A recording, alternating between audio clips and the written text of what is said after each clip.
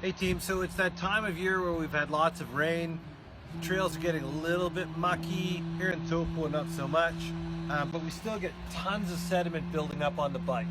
Not great for the parts because it does wear away, not great for your paint. So I thought we'd just take a minute to talk a little bit about cleaning because we don't want that to stop you. Our number one thing for us is Muck Off. Muck Off products just are nice and easy. Really simple, do a fantastic job and cut your work in half. For me personally, I like using the great big brush and don't need to wet the bike, especially with e-bikes. We want to keep them nice and dry if we can.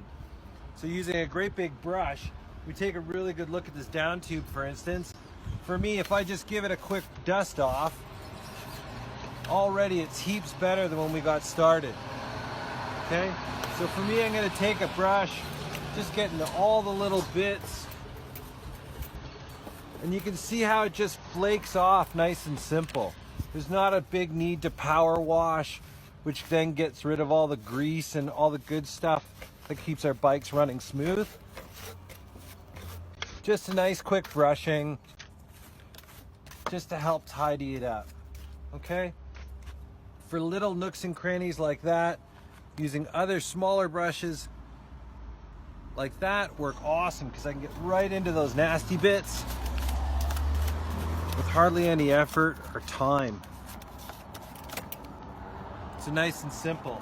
For some of the harder to reach spots like my drivetrain, I really like these little knuckle dusters, okay? And they're all rubberized around the side so they don't bash up your bike or your paint, especially if you've got delicate paint jobs, okay?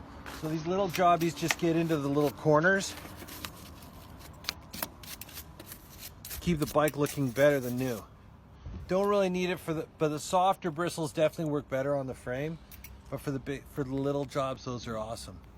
The other thing that I really love is that Muck Off's now got a waterless wash. So the waterless wash just sprays on.